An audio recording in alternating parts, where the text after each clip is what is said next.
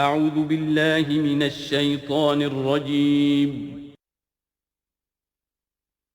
بسم اللہ الرحمن الرحیم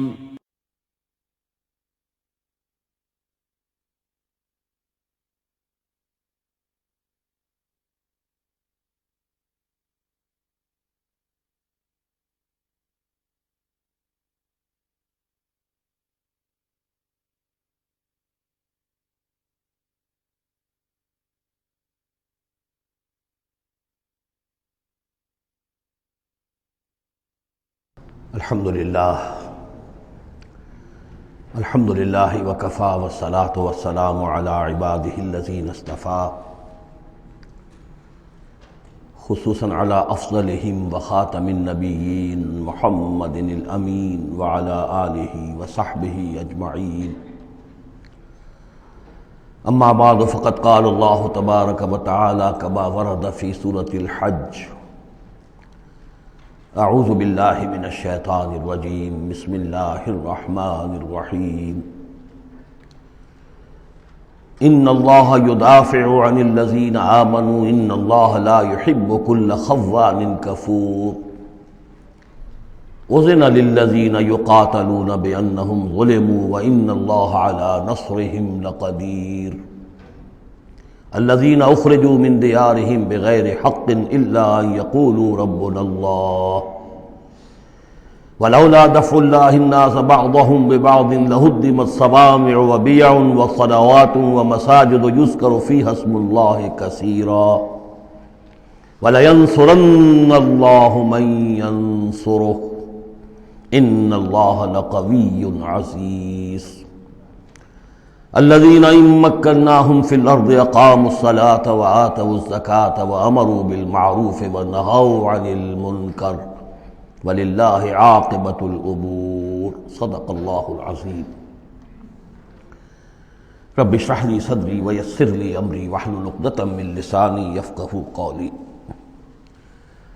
اللهم ربنا الہمنا رشدنا واعذنا من شرور انفسنا اللهم ارنا الحق حقا وارزقنا اتباعه وارنا الباطل باطلا وارزقنا اجتنابه اللهم وفقنا لما تحب وترضى اللهم ربنا آنس وحشتنا في قبورنا وارحمنا بالقرآن العظيم اللهم اجعله لنا إماما ونورا وهدى ورحمة اللهم ذکرنا منہ ما نسینا وعلمنا منہ ما جہلنا وارزقنا تلاوته آناء اللیل وآناء النہار واجعلہ لنا حجتا یا رب العالمین آمین۔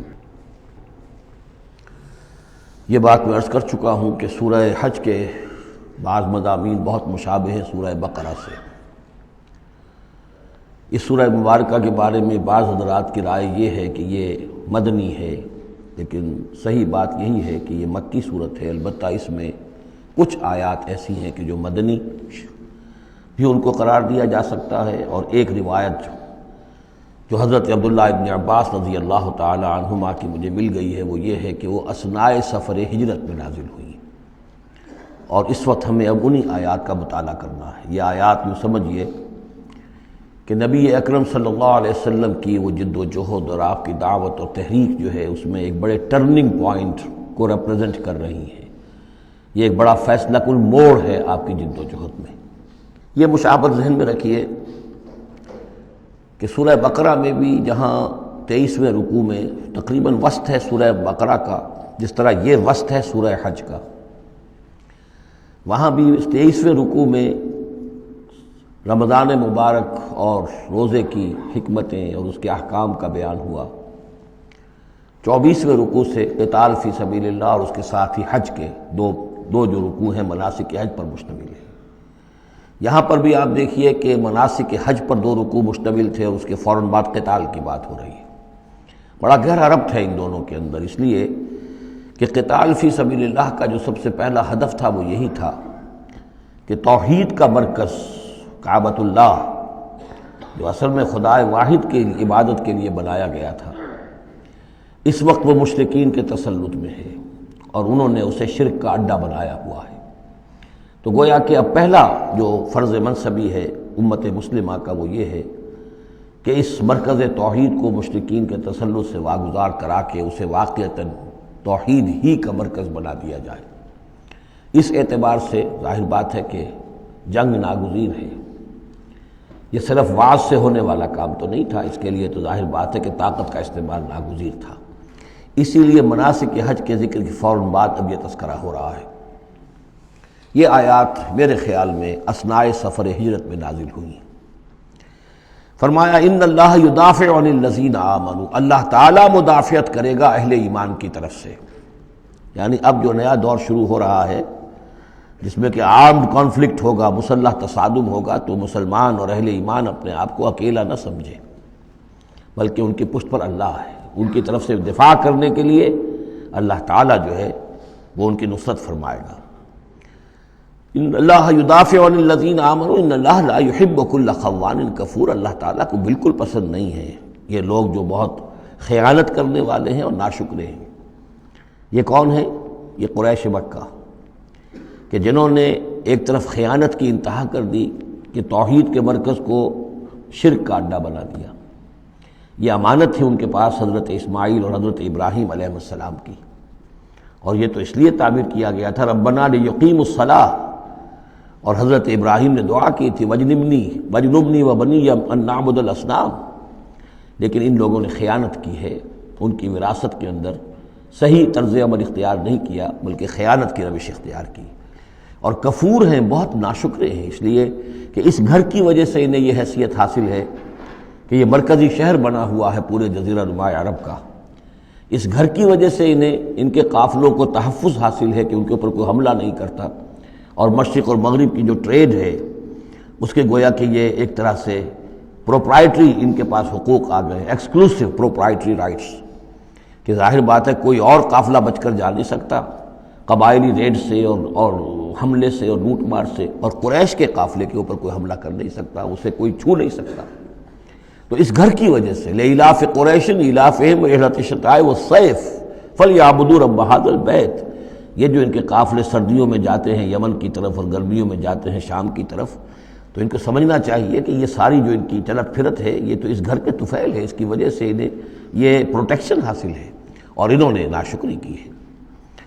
تو اذن للذین یقاتلون بانہم ظلموا، اب اجازت دی جا رہی ہے ان لوگوں کو جن پر کہ جنگ ٹھوس دی گئی ہے، یعنی جو صورتحال پیدا کر دی گئی ہے کہ انہیں گھروں سے نکال دیا گیا، ہجرت پر مجبور کر دیا گیا، انہیں ستایا گیا، سال ہا سال سے ان پر پرسیکیوشن ہو رہی ہے، ٹارچر کیا جا رہا ہے۔ ابھی تک تو اللہ تعالیٰ نے ان کو ہاتھ روکے رکھنے کا حکم دیا ہوا تھا، کفو ایدیکم، چاہے وہ براہ راست وحی جلی کی شکل میں قرآن میں آیت نہیں آئی تھی، لیکن حضور کے ذریعے سے اللہ تعالیٰ کا یہ حکم لوگوں تک پہنچ چکا تھا، لیکن اب ان کے ہاتھ کھولے جا رہے ہیں۔ اذن للذین یقاتلون بانہم ظلموا، اب جو ان پر ظلم کیا گیا ہے اس کے سبب سے ان کو اجازت دی جا رہی ہے کہ اب وہ اینٹ کا جواب پتھر سے دے سکتے ہیں۔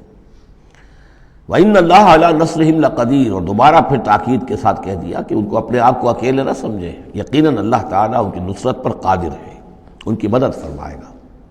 الذین اخرجوا من دیارہم، وہ لوگ کہ جو اپنے گھروں سے نکال دیے گئے، یہ سب کون تھے؟ مہاجرین جو تھے، یہ مکے سے جو نکلنے پر مجبور کر دیے گئے، اہل و عیال کو چھوڑ کر نکلنے پر مجبور ہوئے۔ الذین اخرجوا من دیارہم بغیر حق، جو نکال دیے گئے اپنے گھروں سے، اپنے علاقوں سے نا حق، الا ان یقولوا ربنا اللہ، صرف اس جرم کی پاداش میں کہ انہوں نے کہا ہمارا رب اللہ ہے، ہم صرف ایک اللہ کو مانتے ہیں اور دوسرے آلہہ کو، دوسرے معبودوں کو، دوسرے دیویوں اور دیوتاؤں جو تمہارے من گھڑت ہے ہم ان کو تسلیم کرنے کو تیار نہیں۔ وَلَوْلَا دَفْعُ اللَّهِ النَّاسَ بَعْضَهُمْ بِبَعْضٍ، اور اگر اللہ تعالیٰ بعض لوگوں کو بعض کے ذریعے سے دور نہ کرتا رہتا، یعنی زمین میں یہ مضمون آ چکا ہے، سورہ بقرہ کی آیت نمبر 251 میں بھی یہی مضمون آیا تھا، جب طالوت اور جالوت کی جنگ ہوئی تھی، اس کے بعد یہ بات آئی تھی کہ اللہ تعالیٰ وقتاً فوقتاً زمین کی صفائی کرتا رہتا ہے، کہ جو بڑے فاسد قسم کے لوگ ہوتے ہیں اور مفسد قسم کے لوگ ہوتے ہیں، فاسد کلچر ہوتا ہے، فاسد ثقافت ہو جاتی ہے، تو پھر کوئی نہ کوئی ایسی شکل ہوتی ہے کہ اللہ تعالیٰ ان کو ختم کر کے، ان کا استیصال کر کے، ان لوگوں کو کچھ لوگوں کے ذریعے سے دنیا سے نیست و نابود کر دیتا ہے۔ اگر ایسا نہ ہوتا رہتا، وہاں یہ الفاظ آئے تھے اگر ایسا نہ ہوتا رہتا تو لفسدت الارض، زمین میں تو فساد ہی فساد ہوتا پھر، یہاں فرمایا وَلَوْلَا دَفْعُ اللَّهِ النَّاسَ بَعْضَهُم بِبَعْضٍ لَهُدِّمَتْ صَوَامِعُ وَبِيَعٌ وَصَلَوَاتٌ وَمَسَاجِدُ يُذْكَرُ فِيهَا اسْمُ اللَّهِ كَثِيرًا، تو ڈھا دیے جاتے سارے خانقاہیں اور تکیے اور سارے گرجے اور کنیسے اور ساری سینیگوگز۔ صلوتا یہ عربی زبان کا لفظ ہے، صلاۃ ہی سے ہے، یہ عربی، اور جیسا کہ میں نے عرض کیا ہے بارہا، عبرانی اور عربی زبان جو ہے یہ عبرانی زبان کا لفظ ہے صلوتا، اور عربی اور عبرانی جو ہیں یا تو سگی بہنیں ہیں، کسی ایک ہی زبان کی یہ دونوں نکلی ہوئی شاخیں ہیں، اور یا یہ کہ عبرانی ماں ہے اور عربی اس کی بیٹی ہے، یہ ان کے درمیان رشتہ ہے۔ صلاۃ کا لفظ جو عربی میں آیا ہے اور قرآن مجید میں صلوتا یہ وہاں پر بھی موجود تھا۔ ہمارے ہاں سلام ہے، ان کا شلام ہے، وہ فرق اتنا ہی ہے، وہ شین کے ساتھ اور وہ بڑا اس کو گول کر کے شلام کہتے ہیں، باقی ہمارے یہاں سلام ہے، فرق اور خاص نہیں ہے۔ ان کا جو یوم کپور ہے وہ یوم کفارہ ہے، یوم جو کہ یوں یوم کی طرح ہے، کپور پے اور فے، جیسا کہ میں نے آپ کو بتایا تھا ذوالکفل میں پے فے کی جگہ ہو جاتی ہے، تو یوم کپور ہے ان کے ہاں، یوم کفارہ۔ تو یہ تقریباً تمام جو اصطلاحات ہیں وہ بہت ایک دوسرے کے قریب ہیں۔ تو اگر ایسا نہ ہوتا کہ اللہ تعالیٰ کچھ لوگوں کے ذریعے سے اس دنیا سے نیست و نابود کرتا رہتا، تو پھر تو یہ کہ کوئی عبادت گاہیں دنیا میں قائم ہی نہ رہتی۔ ظاہر بات ہے اپنے اپنے وقت میں یہ تمام عبادت گاہیں خدا واحد کی عبادت کے لیے بنائی گئی تھیں، وہ مساجد اور مسجدیں یذکر فیہا اسم اللہ کثیرا، جن میں کہ اللہ تعالیٰ کا نام کثرت سے لیا جائے۔ وَلَيَنصُرَنَّ اللَّهُ مَن يَنصُرُهُ، یہ بہت اہم ہے، یہ آیت کا ٹکڑا، اور یہ ہر شخص کو یاد کر لینا چاہیے۔ لازماً اللہ مدد کرے گا ان کی جو اس کی مدد کرتے ہیں، اس میں زیادہ زور ہے وَلَيَنصُرَنَّ اللَّهُ۔ عربی زبان میں اس سے زیادہ تاکید کا اسلوب نہیں ہے، فعل مضارع سے پہلے لام زبر کے ساتھ، لام مفتوح، اور آخر میں نون مشدد تشدید کے ساتھ۔ افعلو یہ میں کروں گا، لافعلن میں لازماً کروں گا، یہ جو انداز ہے اس میں کوئی شک نہیں۔ وَلَيَنصُرَنَّ اللَّهُ مَن يَنصُرُهُ، لیکن دوسری بات یہ آئی کہ ظاہر بات ہے کہ یک طرفہ معاملہ نہیں ہے، تم اللہ کی مدد کرو گے تو اللہ تمہاری مدد کرے گا۔ تم اللہ کے باغیوں کے ساتھ دوستیوں کی پیلیں بڑھاؤ، اللہ کے دشمنوں کے ساتھ تمہاری جو ہے وفاداریاں ہوں، اور تم چاہو کہ اللہ تمہاری مدد کرے، یہ تو انہونی بات ہے۔ جیسے سورہ بقرہ میں ہم نے دیکھا تھا فَاذْكُرُونِی أَذْكُرْكُمْ، تم مجھے یاد رکھو میں تمہیں یاد رکھوں گا۔ اسی طرح وَلَيَنصُرَنَّ اللَّهُ مَن يَنصُرُهُ، لازماً اللہ مدد کرے گا ان کی۔ اسی سورہ مبارکہ میں ہم دیکھ چکے ہیں کہ اس کا یقین ہونا چاہیے بندہ مومن کو، اور یہ یقین اس کا بہت بڑا سہارا بنتا ہے، اس کے صبر کا اور ثبات کا اور استقامت کا۔ ورنہ یہ کہ اگر اس یقین، اس اللہ کی مدد کی امید کی رسی کو وہ کاٹ دے تو پھر اس کے لیے کوئی سہارا نہیں رہے گا۔ ان اللہ لقوی عزیز، اور پھر یہ کہ اللہ جو مدد کا وعدہ کر رہا ہے تو اللہ کوئی کمزور تو نہیں ہے، قوی ہے، زبردست ہے، توانا ہے، عزیز ہے، زبردست ہے۔ الذین ان مکناہم فی الارض، وہ لوگ جنہیں اگر ہم زمین میں تمکن عطا کر دیں، یہ وہی لفظ ہے کذالک مکننا لیوسف، سورہ یوسف میں 2 مرتبہ ہم پڑھ چکے ہیں۔ الذین ان مکناہم فی الارض، وہ لوگ کہ جنہیں اگر ہم زمین میں تمکن، قدرت، طاقت، غلبہ، حکومت، استیلاء عطا کر دیں تو وہ کیا کریں گے؟ اقاموا الصلاۃ، پہلا کام ہے نماز قائم کریں گے۔ یہی کام حضور نے کیا، جاتے ہی سب سے پہلے جمعہ قائم کیا، اور پھر یہ کہ مسجد نبوی کی تعمیر کی، پہلا کام۔ وآتوا الزکوٰۃ، زکوٰۃ ادا کریں گے، آتوا الزکوٰۃ، اور دیں زکوٰۃ، اقاموا الصلاۃ وآتوا الزکوٰۃ، اور دیں گے وہ زکوٰۃ، اور یہ کہ زکوٰۃ کا نظام قائم کیا جائے تاکہ جو بھی معاشرے کے اندر پسماندہ طبقے کے پاس جن کے ہاں احتیاج ہے ان کا بھی کفالت کا بندوبست ہو۔ وَأَمَرُوا بِالْمَعْرُوفِ، اور وہ نیکی کا حکم دیں گے، وَنَہَوْا عَنِ الْمُنکَرِ، اور بدی سے روکیں گے، وَلِلَّهِ عَاقِبَةُ الْأُمُورِ، اور تمام معاملات کا بالکل آخری انجام تو ہے تو وہ تو ظاہر ہے کہ اللہ ہی کے ہاتھ میں ہے، اللہ کے قبضہ قدرت میں ہے۔ اس کو ہم یہ کہہ سکتے ہیں ایک اعتبار سے کہ گویا یہ نبی اکرم صلی اللہ علیہ وسلم کا مینیفیسٹو تھا۔ مینیفیسٹو ایک تو ہمارا آج کا تصور ہے کہ انتخابات میں جو پارٹیاں حصہ لیتی ہیں وہ اپنا اپنا پروگرام دیتی ہیں، لیکن اس سے علیحدہ کر دیجئے۔ لیکن چونکہ حضور، اگر یہ روایت صحیح ہے کہ یہ آیات نازل ہوئی ہیں جبکہ حضور تشریف لے جا رہے ہیں مکے سے مدینے کی طرف ہجرت کے سفر پر، تو اللہ کے علم میں ہے کہ اب آپ کا جو وہاں داخلہ ہونے والا ہے وہ تو ہوگا ایک بے تاج بادشاہ کی حیثیت سے، جاتے ہی آپ کو وہاں اللہ تعالیٰ کی طرف سے اختیار اور اقتدار مل جائے گا۔ تو جب یہ صورت ہوگی تو کیا کریں گے؟ ان کی پرائرٹیز کیا ہوں گی؟ تو جیسے کہ جماعتیں کہا کرتی ہیں کہ ہماری حکومت بنے گی تو ہم یہ کریں گے، تو گویا کہ یہ ہے وہ ہمیشہ کے لیے اہل ایمان کا جو سمجھیے کہ اللہ تعالیٰ کی طرف سے دیا ہوا ان کا مینیفیسٹو ہے، الذین ان مکناہم فی الارض اقاموا الصلاۃ وآتوا الزکاۃ وامروا بالمعروف ونہوا عن المنکر وللہ عاقبۃ الامور۔ یہ آیات خاص ہیں۔ اب دیکھیے پھر وہی جو مکی صورتوں کا مضمون ہوتا ہے بالکل انداز جو ہے وہ بدل جائے گا۔ یہ آیات ہیں اثناء سفر ہجرت کی، یا ہو سکتا ہے کہ مدینہ پہنچ کر نازل ہوئی ہوں، لیکن یہ مکی صورت میں رکھ دی گئی ہیں مناسبت کے اعتبار سے کہ جہاں حج کے یہ افعال بیان ہو رہے مناسک حج، اس کے ساتھ ہی ان کو شامل کر دیا گیا۔ اب وہی جو عام مکی مضامین ہیں مکی صورتوں کے وہ شروع ہو جائیں گے۔ وَإِن يُكَذِّبُوكَ فَقَدْ كَذَّبَتْ قَبْلَهُمْ قَوْمُ نُوحٍ وَعَادٌ وَثَمُودُ۔ اور اے نبی اگر یہ آپ کو جھٹلا رہے ہیں تو آپ سے پہلے بھی جھٹلایا ہے قوم نوح نے، قوم عاد نے، قوم سمود نے، قوم ابراہیم و قوم لوط، ابراہیم کی قوم نے اور لوط کی قوم نے، واصحاب مدین اور مدین والوں نے، وکذب موسیٰ اور موسیٰ کی بھی تکذیب کی گئی تھی، فاملیت للکافرین، تو میں نے کافروں کو کچھ ڈھیل دی، مہلت دی، ان کی رسی دراز کی، ثم اخذتہم، پھر میں نے ان کو پکڑ لیا، فکیف کان نکیر، تو میری پکڑ کیسی رہی، کیا حشر ہوا قوم نوح کا اور قوم ہود کا اور قوم صالح کا۔ ان تمام اقوام کے جو حالات ہیں وہ قرآن مجید میں بار بار آ چکے ہیں۔ فَكَأَيٍّ مِّن قَرْيَةٍ أَهْلَكْنَاهَا، تو کتنی ہی ایسی بستیاں ہیں، آبادیاں ہیں جن کو ہم نے ہلاک کیا، وَهِيَ ظَالِمَةٌ، اور ہلاک یوں ہی نہیں کر دیا، وہ ظالم تھی، گناہ گار تھی، ان میں گناہ اتنا پھیل گیا تھا، شرک اور کفر کا اتنا دورہ ہو گیا تھا کہ گویا کہ وہ ایسے ہی تھا جیسے انسانی جسم کا کوئی حصہ اگر گل جائے تو اس کو کاٹ دینے ہی میں عافیت ہے، ورنہ پورے جسم کے لیے وہ چیز جو ہے وہ مضر ہوگی۔ ایمپوٹیشن ہو جاتی ہے، ہاتھ کا، آرم کا ایمپوٹیشن ہو گیا، پیر کا ایمپوٹیشن کر دیا گیا کہ اتنا گل سڑ گیا ہے کہ یہاں سے متعفن مواد جو ہے اگر خون میں جذب ہو کر پورے جسم میں جائے گا تو پوری جان جو ہے اس کی ہلاکت کا اندیشہ ہے۔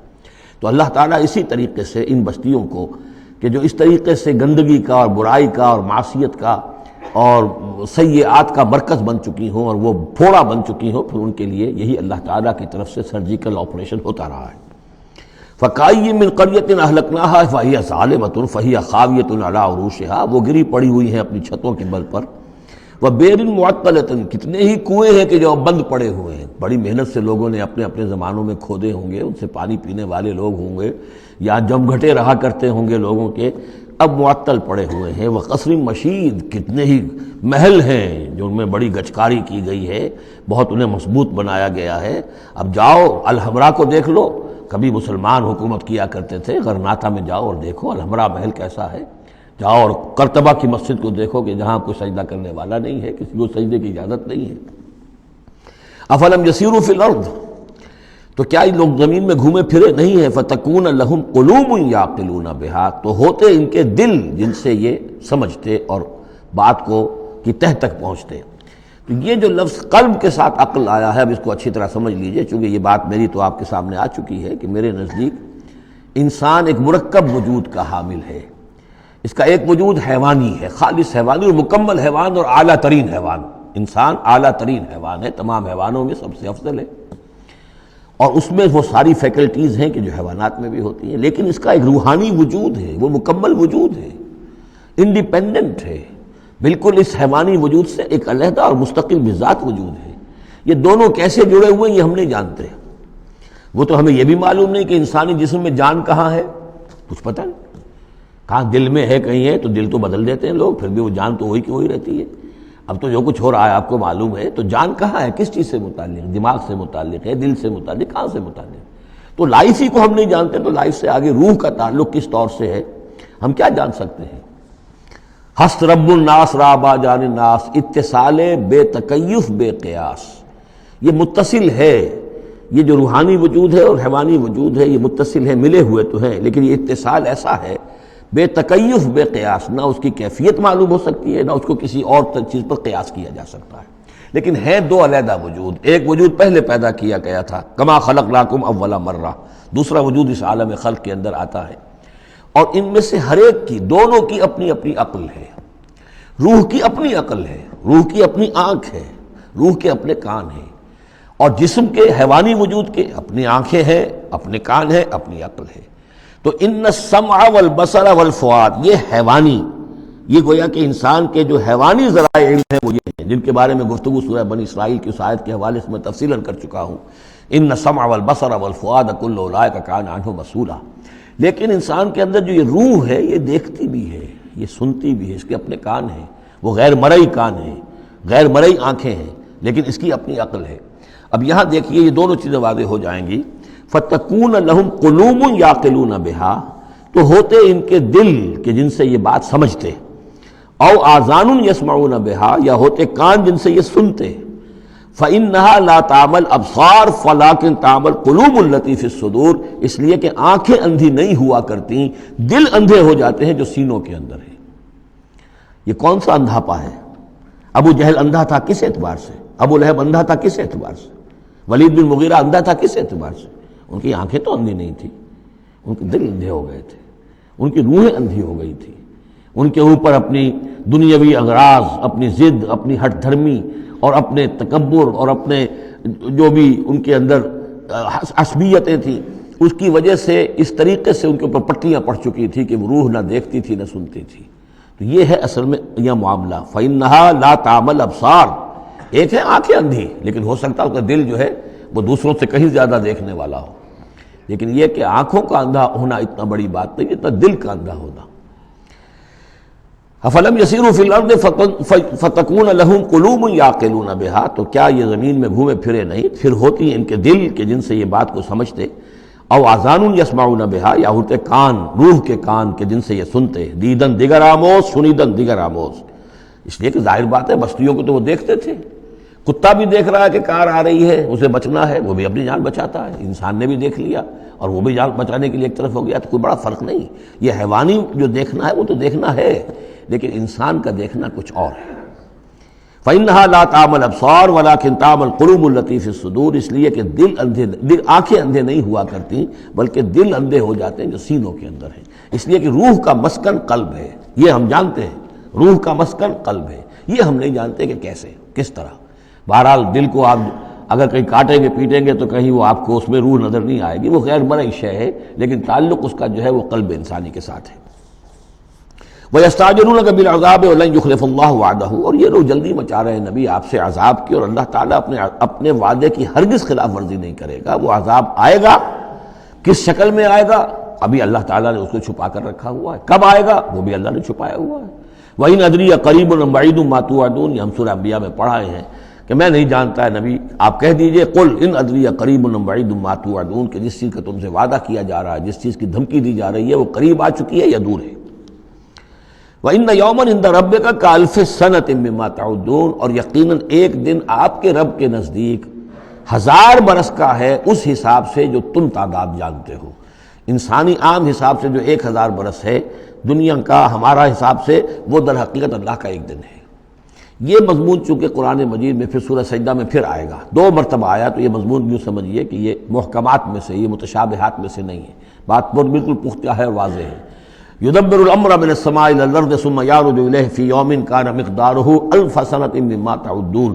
تو اللہ تعالیٰ کی جو تدبیر امر ہے، وہی جو 3 کام ابتدائی جو شاہ ولی اللہ دہلوی رحمۃ اللہ علیہ کی تصنیف حجت اللہ البالغہ کے حوالے سے میں بتا چکا ہوں، ابداع، خلق اور تدبیر. تدبیر تیسرا کام ہے. اس تیسرے کام کے ضمن میں اللہ کا جو بھی ایک نقشہ بنتا ہے اس کی مشیت کا، وہ 1000 سال کا ہوتا ہے ہمارے حساب سے، اس کا ایک دن ہے. وہ اس کی ایک پلاننگ ہو جاتی ہے، اس کے احکام جو ہیں وہ فرشتوں کے حوالے کر دیے جاتے ہیں، اس کی پھر ایگزیکیوشن ہوتی ہے. تو 1000 برس کی پلاننگ ہے ہمارے حساب سے، اللہ کے ہاں وہ ایک دن ہے.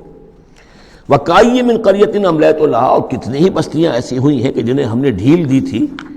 وَهِيَ ظَالِمَةٌ، لیکن وہ تھیں گناہ گار. ثُمَّ أَخَذْتُهَا، پھر میں نے ان کو پکڑ لیا. وَإِلَيَّ الْمَصِيرُ، اور میری ہی طرف لوٹ کر آنا ہے. قُلْ يَا أَيُّهَا النَّاسُ إِنَّمَا أَنَا لَكُمْ نَذِيرٌ مُّبِينٌ، کہہ دیجئے اے نبی، اے لوگو، میں ہوں ایک خبردار کرنے والا، صاف صاف تمہارے لیے ایک خبردار کرنے والا آیا ہوں، ڈرانے والا آیا ہوں، بتا دینے والا ہوں کہ یہ مراحل زندگی کے آنے والے ہیں. فالذین آمنوا وعملوا الصالحات، جو لوگ ایمان لائیں اور نیک عمل کریں، لہم مغفرۃ ورزق کریم، ان کے لیے اللہ کی طرف سے مغفرت ہے، یہ میں بشارت دے رہا ہوں، اور رزق کریم، اور بہت ہی باعزت روزی ملے گی. والذین سعوا فی آیاتنا معاجزین، اور جو لوگ ہماری آیات کے بارے میں تگ و دو کریں گے کہ انہیں کسی طریقے سے فیل کر دیں، ناکام کر دیں، غیر مؤثر کر دیں، ان آیات کو پھیلنے نہ دیں، اولئک اصحاب الجحیم، تو یہ وہ لوگ ہیں کہ جو جہنم والے ہیں۔ وما ارسلنا من قبل کا، یہ کافی مشکل آیت ہے قرآن مجید کی جو اگلی آ رہی ہے، اور اس میں کافی قیل و قال ہے۔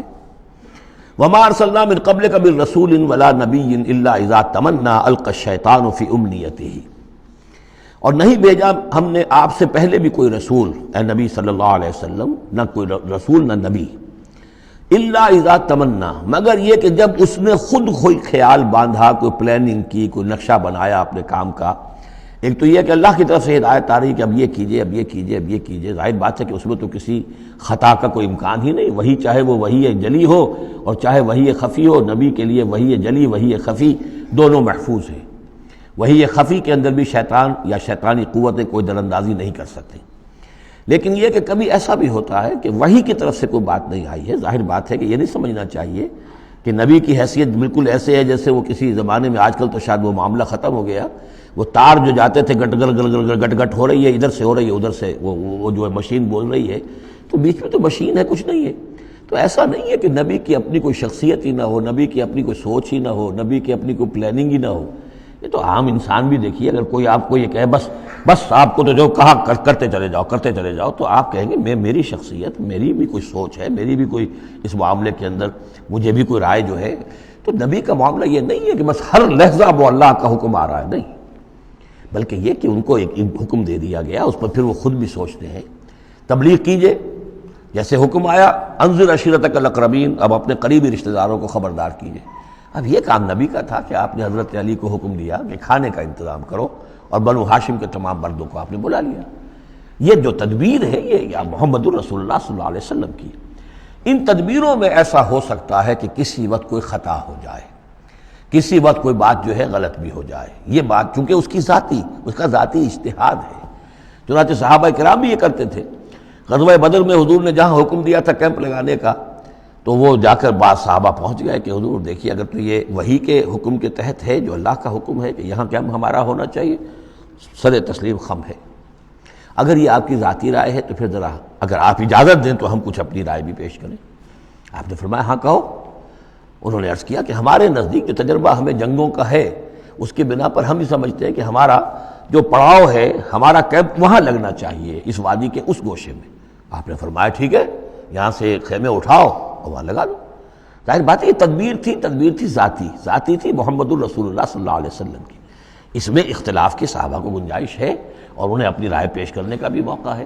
اگر یہ وہی سے ہوتا تو ظاہر بات ہے کہ پھر وہاں سے کوئی سوال پیدا نہیں ہوتا تھا کہ وہاں سے کیمپ اکھاڑا جائے۔ تو اس طرح کے معاملے میں خطا بھی ہو سکتی ہے، غلطی بھی ہو سکتی ہے، اور اس قسم کے معاملے میں کوئی در اندازی جو ہے شیطان کی طرف سے بھی ممکن ہے۔ اب یہ مسئلہ ایسا ہے کہ چونکہ عصمت انبیاء کے بارے میں جو بہت حساس، تمام اہل ایمان جو ہے بہت حساس ہیں، تو یہ آیت جو ہے تو یہ گویا کہ یوں سمجھیے کہ یہ حلق میں پھنس جاتی ہے، اس کو اس طریقے سے قبول کرنا بڑا مشکل ہے۔ تو تعویلیں بڑی دور راسکار بھی کی گئی ہیں، لیکن میرے نزدیک اس کی بالکل سیدھی سی بات ہے۔ یہاں تک کہ میں آپ کو واقعہ بتا چکا ہوں تعبیر نخل کا، کہ حضور نے مدینے میں جا کر کہا کہ یہ آرٹیفیشل پولینیشن وغیرہ کے لیے تم جو قریب کر دیتے ہو، کھجور کے نر اور مادہ پھولوں کو قریب لے آتے ہو تاکہ فرٹیلائزیشن زیادہ ہو جائے اور پھر یہ کہ پھل زیادہ ہو جائے، نہ کرو تو کیا ہے، آپ کے بس یہ کہنے سے صحابہ نے نہیں کیا، لیکن یہ کہ فصل کم ہو گئی۔ اب انہوں نے ڈرتے ڈرتے عرض کیا کہ حضور آپ نے یہ فرمایا تھا، ہم نے نہیں کیا، تعبیر نخل اس سال ہم نے نہیں کی تھی، فصل کم ہو گئی ہے۔ فرمایا انتم عالم بامور دنیاکم، یہ معاملات تمہارے، میں یہ سکھانے تمہیں نہیں آیا، ایگریکلچر سکھانے نہیں آیا تمہیں میں تو آیا ہوں یہ ہدایت دینے کے لیے۔ جو ہدایت میں دوں، جو میری جو نبوت اور رسالت کا جو ایشو ہے، جو اس کا موضوع ہے، اس پر تمہیں میری ہر بات کو ماننا ہے، لیکن یہ جو تمہارے معاملات ہیں یہ تجرباتی معاملات ہیں۔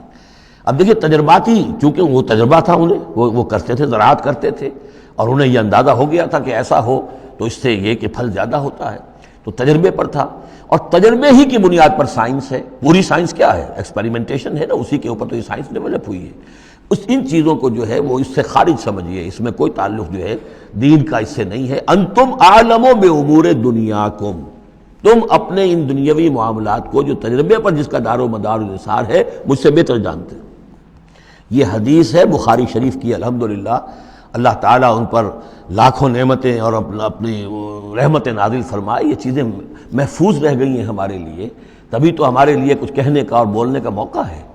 تو فرمایا انتم اعلم بامور دنیا کو۔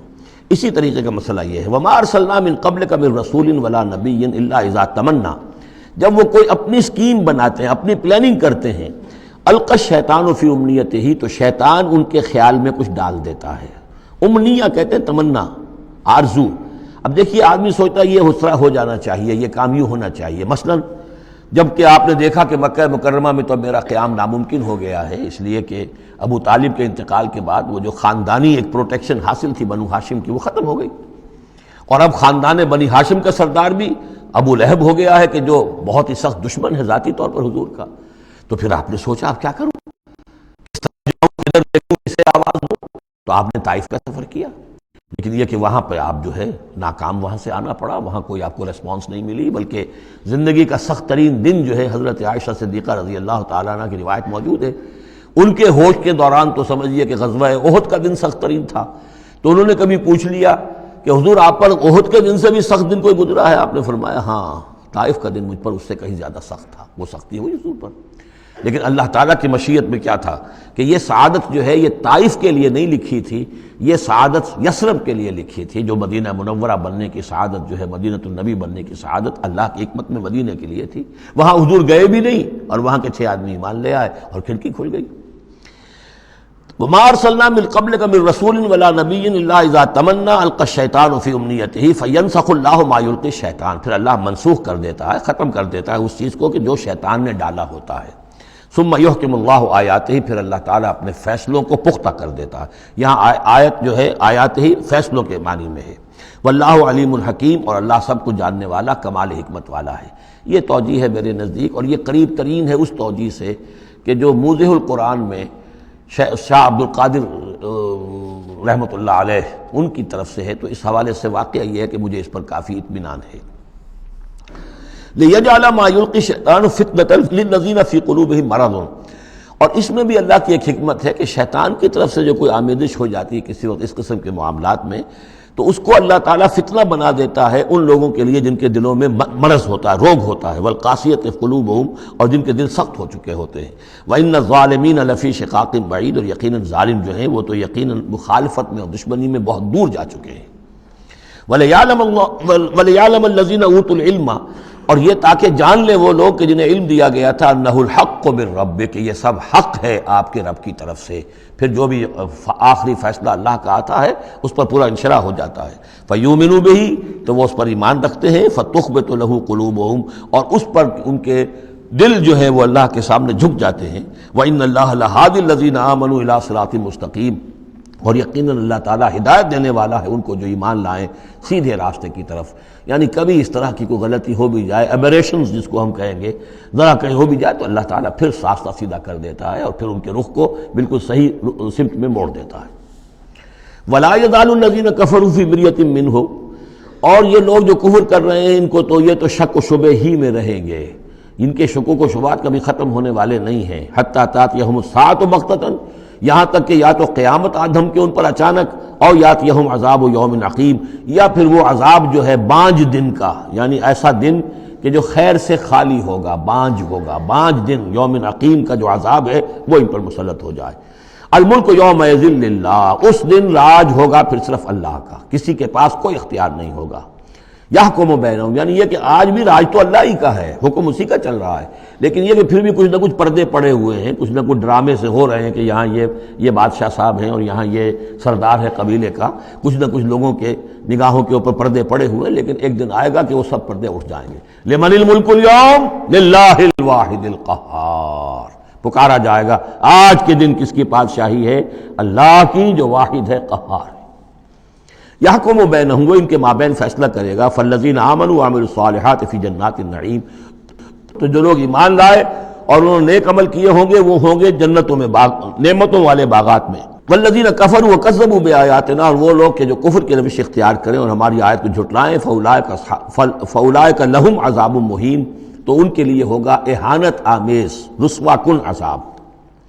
والذین ہاجروا فی سبیل اللہ، اب دیکھیے یہ ہجرت کا، چونکہ یہ بالکل یعنی مکی دور کے بالکل آخری زمانے کی یہ صورت ہے، بالکل متصل سمجھیے، جیسے کہ ہجرت کے متصلاً بعد سورہ بقرہ، ہجرت کے بالکل متصلاً قبل یہ سورہ حج۔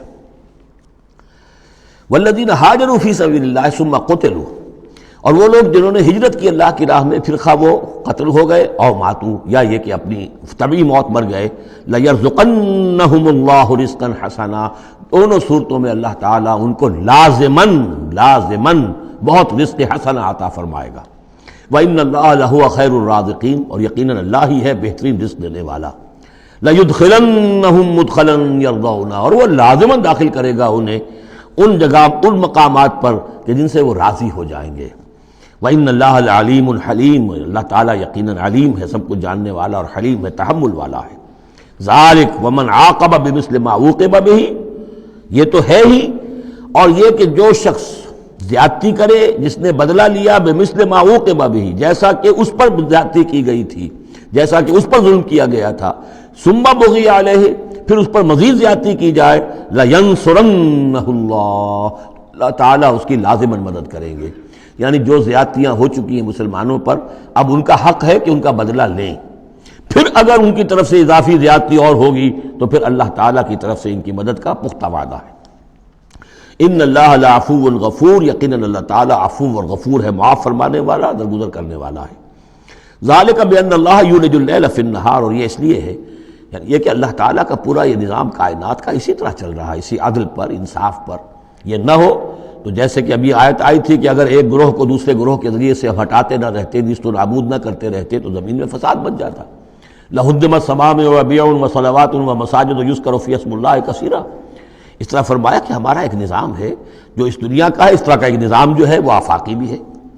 ذَلِكَ بِأَنَّ اللَّهَ يُولِجُ اللَّيْلَ فِي النَّهَارِ، یہ اس لیے کہ اللہ تعالیٰ رات کو لے آتا ہے دن میں پروتا ہوا، وَيُولِجُ النَّهَارَ فِي اللَّيْلِ، اور دن کو لے آتا ہے رات میں پروتے ہوئے، وَأَنَّ اللَّهَ سَمِيعٌ بَصِيرٌ، اللہ سب کچھ سننے والا اور دیکھنے والا ہے۔ ذَلِكَ بِأَنَّ اللَّهَ هُوَ الْحَقُّ، یہ اس لیے کہ اللہ ہی حق ہے، ذات برحق، جس کا حق ہونا قطعی ہے، یقینی ہے۔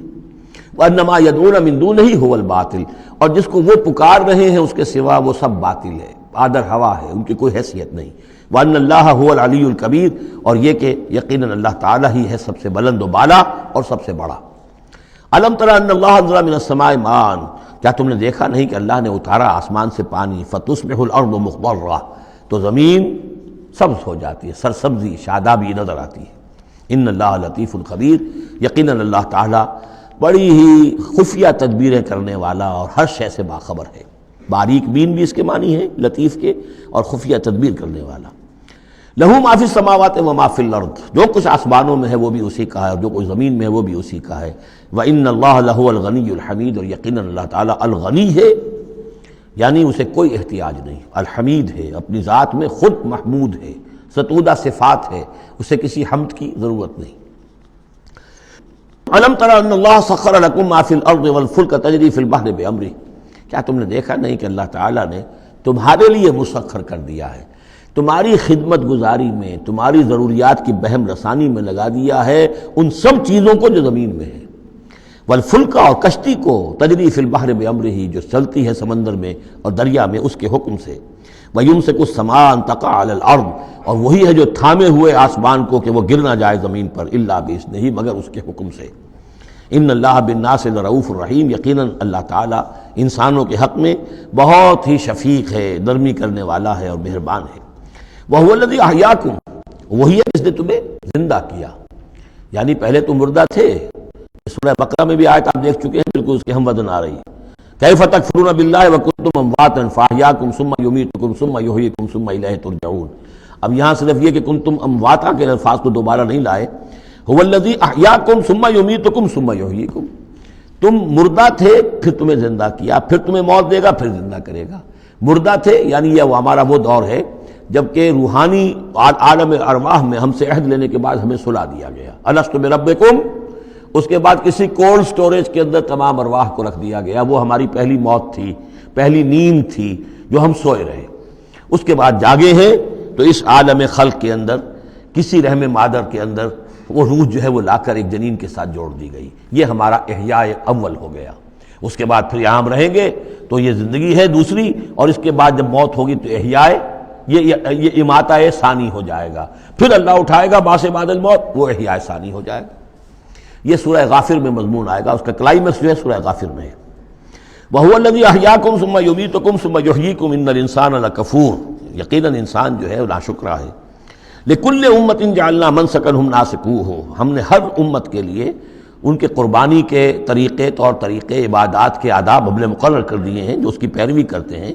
فَلَا يُنَازِعُنَّكَ فِي الْأَمْرِ، تو انہیں آپ سے جھگڑنا نہیں چاہیے، یعنی یہ کہ اگر یہود کے ہاں کوئی اور طریقے تھے قربانی کے، تو اور یہاں بنی اسماعیل کے لیے ہم نے کچھ اور مقرر کیے، مسلمانوں کو اب کچھ اور طریقے ہم بتا رہے ہیں، تو اس میں کوئی حرج نہیں ہے، اس میں جھگڑنے کی ضرورت بات نہیں۔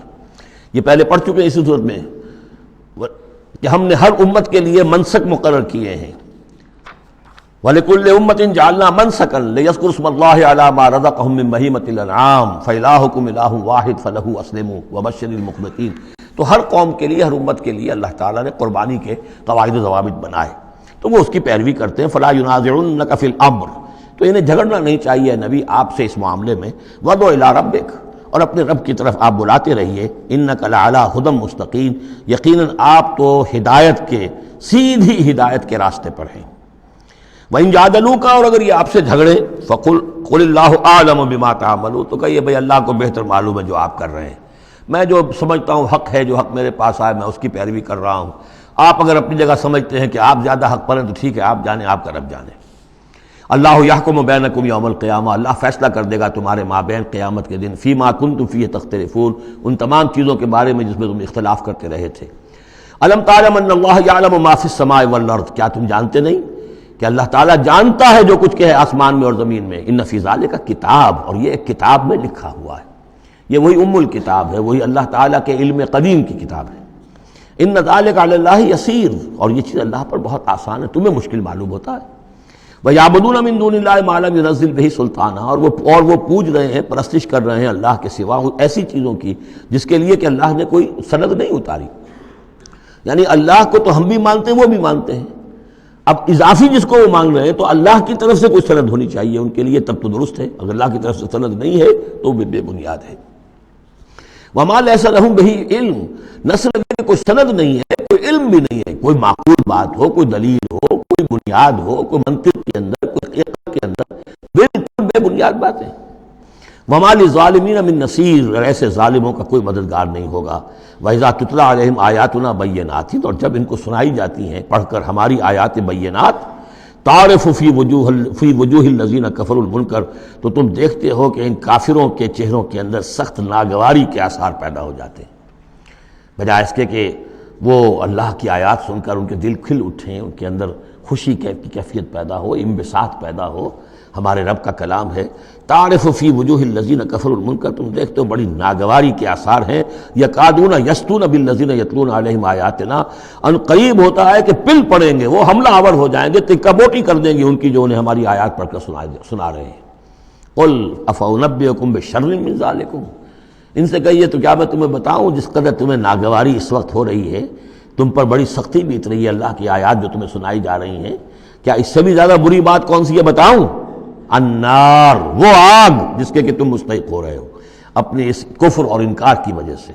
وعدہ اللہ الذین کفروا، اللہ نے وعدہ کیا ہے اس آگ کا کافروں سے، وبئس المصیر، اور وہ بہت ہی برا ٹھکانہ ہے۔ اب جو یہ آخری رکوع آ رہا ہے سورہ مبارکہ کا، اس کے ترجمے سے پہلے مجھے تھوڑی سی تمہیداً کچھ بات عرض کرنی ہے۔ یہ جو ایک دعوت رجوع القرآن کی ایک تحریک ہم نے شروع کی، اور الحمدللہ کہ میں اس میں اپنی زندگی کے لگ بھگ 35 برس اب صرف کر چکا ہوں، اور اسی کے پھر کوک سے تنظیم اسلامی اور تحریک خلافت نے جنم لیا ہے۔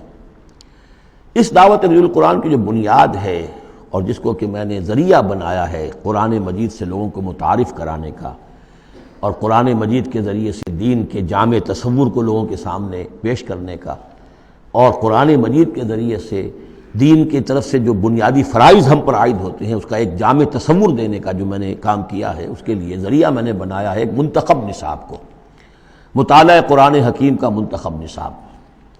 یہ جو منتخب نصاب ہے یہ تقریباً کل قرآن کے 1/15 حجم کے اندر یوں سمجھیے کہ 2 پاروں کے لگ بھگ ہے، مائنس پلس کم و بیش 2 پارے ہوں گے۔ تو اس میں ان آیات کو لیا گیا ہے کہ جن میں ایک تو یہ کہ دین کا جامع تصور بہت مختصر الفاظ میں سامنے آ جائے، اور جو فرائض دینی ہیں جس کا کہ ہم سے باز پرس ہونی ہے، جس کے بارے میں پوچھ گچھ ہونی ہے، تو اس کا صحیح تصور ہمیں معلوم ہے۔ کوئی نماز روزہ یہ تو فرض ہے، سب جانتے ہیں، اس کے علاوہ بھی کوئی چیز فرض ہے، کسی چیز کے بارے میں ہم مسئول ہیں، ذمہ داری ہماری ہے یا نہیں ہے۔ تو وہ جو منتخب نصاب ہے اس کے مختلف جو حصے ہیں، ہم کچھ حصوں سے گزرے ہیں، لیکن یہ میں آج سوچ رہا تھا کہ جیسے میں نے آپ کو بتایا تھا کہ حروف مقطعات کا معاملہ یہ ہے کہ 29 حروف ہیں یا 28 حروف ہیں عربی زبان کے الفابیٹس جو ہیں، شروع کے حصوں میں سے حروف میں سے بہت کم ہے جو حروف مقطعات میں آئے، اور آخری جو حصہ ہے اس کے تختی کے، اس کے بہت سے حروف ہیں، اکثر و بیشتر ہیں کہ جو حروف مقطعات میں آئے۔ تو یہ پہلی مرتبہ میرا ذہن ادھر گیا ہے کہ ہمارے اس منتخب نصاب میں بھی یہ چیز کوئی میرے پیش نظر نہیں تھی کہ جان بوجھ کر ایسا کیا ہو۔ زیادہ حصے اسباق وہی ہیں کہ جو نصف ثانی سے متعلق ہیں، بلکہ قرآن مجید کے آخری حصے سے زیادہ جو ہیں وہ اس میں مقامات اور آیات اور رکوع یا صورتیں شامل ہوئی ہیں۔ لیکن اس وقت اس کا تعارف میں یہ کرا رہا ہوں کہ اس کا ایک بڑا مرکزی درس ہے کہ جو اگلی جو یہ رکوع آ رہا ہے جو 6 آیات پر مشتمل ہے، یہ اس کا بڑا مرکزی درس ہے۔ یہ جو میرا منتخب نصاب ہے اس کے 6 حصے ہیں۔ نقطہ آغاز ہے سورۃ العصر، والعصر ان الانسان لفی خسر الا الذین آمنوا وعملوا الصالحات وتواصوا بالحق وتواصوا بالصبر۔ مختصر ترین صورت، جامع ترین صورت کہ انسان کی نجات کے یہ 4 لوازم ہیں: ایمان، عمل صالح، تواصی بالحق، تواصی بالصبر۔ پھر 3 اور مقامات ہم نے اس میں ایسے ہی جامع مقامات جس میں یہ چاروں چیزیں تقریباً بیان ہوئی ہیں وہ شامل کر کے وہ پہلا حصہ ہو گیا۔ اس کا ایک درس ہم گزر چکے ہیں سورہ بقرہ میں، آیت البر، اس کا درس نمبر 2 ہے۔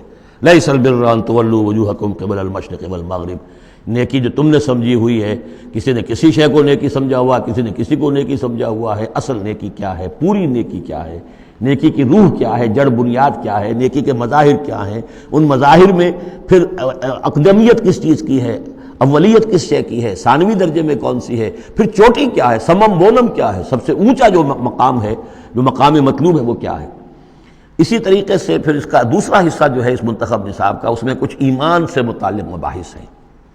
ایمان کن چیزوں کا نام ہے، کیسے ایمان وجود میں آتا ہے، تو اس میں سورہ فاتحہ بھی ہے، وہ بھی ہم پڑھ چکے ہیں، اور پھر سورہ آل عمران کا جو آخری رکوع کی آیات تھیں، ان فی خلق السماوات والارض واختلاف اللیل والنہار یہ بھی جو ہے لآیات لأولی الالباب۔ پھر یہ کہ ایک اور سبق اس کا وہ ہے جو اگلی جو صورت آج ہی ہم پڑھیں گے انشاءاللہ، سورہ نور کا جو 5واں رکوع ہے وہ بھی اس کا ایک سبق ہے۔ آج کے ہمارے اس حصے میں اصل میں 3 اسباق آ رہے ہیں کہ جو اس منتخب نصاب کے، اسی لیے میں نے مناسب سمجھا کہ اس منتخب نصاب کا آپ سے تعارف کرا دوں۔ پھر یہ تیسرا حصہ اس کا جو ہے وہ اعمال صالحہ، عمل صالح کی تفصیل کیا ہے، انفرادی سطح پر کیا عمل ہونا چاہیے، اجتماعی سطح پر کیا ہونا چاہیے، معاشرتی سطح پہ کیسے ہونا چاہیے، ریاستی سطح پر کیا ہونا چاہیے۔ تو اس میں خاص طور پہ معاشرتی سطح سے متعلق وہ سورہ بنی اسرائیل کے 2 رکوع ہم پڑھ چکے ہیں جو 15ویں پارے میں آئے، سورہ بنی اسرائیل میں 3 اور 4 رکوع، جو میں نے عرض کیا تھا کہ یہ 10 کمانڈمنٹس جو ہیں تورات کے، وہ گیا کہ ان کی یہ تعبیر ہے، قرآن مجید کی تشریح یہ ہے ان کی۔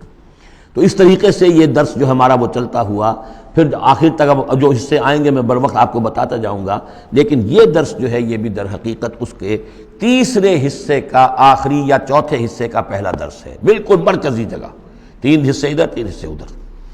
یہ اس اعتبار سے جامع ترین مقام ہے قرآن کا کہ قرآن کی دعوت کو 2 حصوں میں تقسیم کر کے بیان کیا گیا۔ ایک قرآن کی دعوت عمومی ہے، ہر انسان، کل نوع بشر کے لیے، اس لیے کہ حضور کی بعثت تمام انسانوں کے لیے، ہر انسان کسے باشد، چاہے شمال کا ہو، جنوب کا ہو، مشرق کا ہو، مغرب کا ہو، کالا ہو، گورا ہو، پیلا ہو، نیلا ہو، کوئی ہو، سب کے لیے کیا دعوت ہے قرآن کی، قرآن کیا کہتا ہے، کوئی ہے یا نہیں؟ پہلے درجے میں تو دعوت عمومی، الی کافۃ الناس۔ دوسرے درجے میں دعوت خصوصی، یہ کن کے لیے ہے؟ جو ماننے کا اعلان کرے۔ پہلی دعوت دعوت ایمان ہے، مانو اللہ کو، مانو رسول کو، مانو آخرت کو، مانو بعث بعد الموت کو، مانو جنت کو، مانو دوزخ کو، یہ ہے عام۔ جو یہ مانتے ہی نہیں، اب ان سے کوئی اور کلام نہیں، ان سے ہم کیسے کہیں گے نماز پڑھو اور روزہ رکھو؟ وہ اللہ کو نہیں مانتے، قرآن کو نہیں مانتے، نبی کو نہیں مانتے۔ تو دعوت ایمان ہے، دعوت عام قرآن مجید۔ اور پھر جو ایمان کا دعویٰ کریں، اب ان سے خطاب ہے کہ اب جگر تھام کے بیٹھو، میری باری آئی، جب تم نے مان لیا ہے تو ماننے کا یہ تقاضا پورا کرنا پڑے گا۔ اب وہ دعوت عمل ہوگی، یہ کرو اور یہ کرو اور یہ کرو اور یہ کرو۔ تو دعوت ایمان یہاں پر اور پھر دعوت عمل، ان کو علیحدہ علیحدہ سے جو ہے اللہ تعالیٰ نے ان 6 آیات کے اندر بیان کر دیا۔ یا ایھا الناس، اب دیکھیے دعوت عمومی کا خطاب ہے، یا ایھا الناس، 4 آیتوں اس کے تابع ہیں، اور آخری 2 آیتوں میں پھر آئے گا یا ایھا الذین آمنوا، پھر وہ اہل ایمان سے جو ایمان کا دعویٰ کریں مان لیں کہ ہاں ہم نے مانا۔ یا ایھا الناس ضرب مثل فاستمعوا لہ، ایک مثال بیان کی جاتی ہے، ذرا توجہ سے سنو۔ ان الذین تدعون من دون اللہ لن یخلقوا ذبابا ولو اجتمعوا لہ، یقیناً وہ معبود جنہیں تم پکار رہے ہو اللہ کے سوا، یہ بت تمہارے جو، چونکہ جو مخاطب اولین تھے وہ بت پرست تھے، لن یخلقوا ذبابا، یہ تو اس پر بھی قادر نہیں ہے کہ مکھی تک کو پیدا کر سکے، ولو اجتمعوا لہ، یہ جو کعبے میں رکھے ہوئے 360 کے 360 بت مل جل کر بھی ایک مکھی پیدا کرنا چاہے تو نہیں کر سکتے۔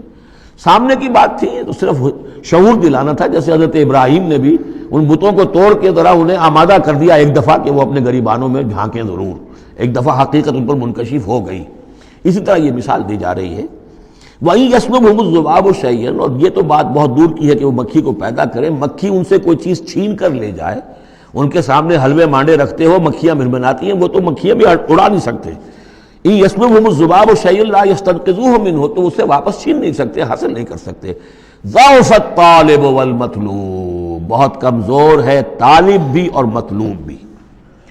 یہ ان 3 الفاظ میں قرآن مجید کا توحید کا جو عملی لب لباب ہے وہ آ گیا ہے۔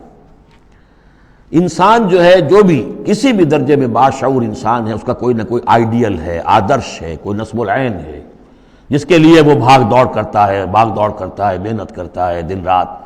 تو ظاہر بات ہے کہ وہ آئیڈیل گھٹیا ہوگا تو انسان بھی گھٹیا ہوگا، آئیڈیل اونچا ہوگا تو انسان بھی اونچا ہوگا۔ یہ دونوں چیزیں جو ہے کورسپونڈنگ جائیں گی۔ اگر آپ کا مقصود ہی پست ہے تو ظاہر بات ہے آپ کی اپنی شخصیت بھی بڑی پست ڈیولپ ہوگی۔ مقصود اونچا ہو، بلند، لیکن فرمایا ان کا تو جو مطلوب ہے وہ بھی ضعیف، تو طالب تو اور بھی ضعیف ہوئے۔ جن کا مطلوب وہ بنے ہوئے ہیں کہ جو مکھی تک نہیں اڑا سکتے، تو طالبوں کا کیا حل ہوگا؟ قیاس کن سے گلستان من بہار مرا۔ لیکن یہ وہی مضمون ہے جو سورہ بقرہ میں آ چکا ہے۔ وَمِنَ النَّاسِ مَن يَتَّخِذُ مِن دُونِ اللَّهِ أَندَادًا يُحِبُّونَهُمْ كَحُبِّ اللَّهِ، لوگوں میں سے کچھ ایسے ہیں جو اللہ کے مد مقابل بنا کر کچھ اور چیزوں سے محبت شروع کر دیتے جیسے کہ اللہ سے محبت کرنی چاہیے تھی۔ اصل میں تو انسان کو بنایا گیا کہ لا محبوب الا اللہ، لا مقصود الا اللہ، لا مطلوب الا اللہ، مطلوب اللہ کے سوا کوئی نہ رہے، باقی ذرائع ہیں۔ زندہ رہنے کے لیے روٹی کھانی ہے، محنت کرنی ہے، ہل چلانا ہے، ذرائع ہے، مطلوب نہیں ہے۔ نہ کھیتی مطلوب ہے، نہ دکان مطلوب ہے، نہ پروفیشن مطلوب ہے، نہ ڈاکٹری، نہ انجینئرنگ، کوئی شے مطلوب نہیں، نہ دنیا مطلوب ہے، نہ اولاد مطلوب ہے، مطلوب صرف اللہ۔ یہ ہے توحید کا لب لباب، لا مطلوب الا اللہ، لا مقصود الا اللہ، لا محبوب الا اللہ۔ لیکن جو لوگ یہاں تک نہیں پہنچ سکتے، جیسے جس شخص کو بہت سخت بھوک لگی ہو، اگر اچھی چیز کھانے کو نہیں ملے گی تو برے میں بھی منہ مارے گا۔ اگر ان کا ذہن وہاں تک نہیں پہنچا، اگر ان کے ذہن کی پستی کا یہ عالم ہے کہ اللہ کی معرفت حاصل نہیں کر سکے، اللہ ان کا محبوب اور مطلوب و مقصود اصلی نہ بن سکا، تو کسی اور کو اللہ کی جگہ رکھ کر اور وہ پوجنا شروع کر دیتے ہیں۔ کوئی آئیڈیلی ہے، کوئی وطن ہے، کوئی قوم ہے، اور کچھ نہیں تو میرا اپنا نفس ہے، اپنے ہی حسن کا دیوانہ بنا پھرتا ہوں، اپنی ہی حریم ذات کے گرد طواف ہو رہا ہے۔ تو ضعف الطالب والمطلوب ما قدر اللہ حق قدرہ، یہ اللہ کی قدر نہ کر سکے، اللہ کا اندازہ نہ کر سکے، معرفت حاصل نہ کر سکے اللہ کی، جیسے کہ اس کے معرفت کا حق تھا۔ اللہ کو پہچان لیتے تو کسی اور سے کاہے کو لو لگاتے؟ حسین ترین کو اگر دیکھ لیں گے تو کمتر کو کون پھر پوچھے گا؟ تو دیکھ نہیں پائے ہیں جلال خداوندی کا کوئی نقشہ ان کے سامنے، جلال و جمال و کمال خداوندی کی کوئی جھلک نہیں دیکھ پائے، لہذا وہ عاشق بنے پھر رہے دنیا کے عروس ہزار داماد کے۔ ما قدر اللہ کا قدر ہی، ان اللہ لقوی عزیز، یقینا اللہ تعالیٰ قوی ہے، توانا ہے، طاقت والا ہے اور زبردست ہے۔ اللہ یصطفی من الملائکۃ رسلا ومن الناس، 2 آیتوں میں تو بات آ گئی توحید اور شرک کی، اب ایک آیت میں رسالت۔ اللہ چن لیتا ہے فرشتوں میں سے بھی اپنے پیغامبر اور انسانوں میں سے بھی۔ ان اللہ سمیع بصیر، اللہ سمیع اور بصیر ہے۔ ادھر سے چن لیا جبرائیل کو اور اپنی وحی دے دی، ادھر سے چن لیا محمد کو صلی اللہ علیہ وسلم، اور جبریل سے کہا کہ محمد کو پہنچا دو، تاکہ محمد اپنے ابنائے نو کو، انسانوں کو لوگ پہنچا دیں۔ تو یہ گویا کہ دو لنکس ہیں، ایک فرشتہ رسول ملک اور ایک رسول بشر، جبرائیل اور محمد صلی اللہ علیہ وسلم۔ ان اللہ سمیع بصیر، اللہ تعالیٰ سب کچھ سننے والا اور دیکھنے والا ہے۔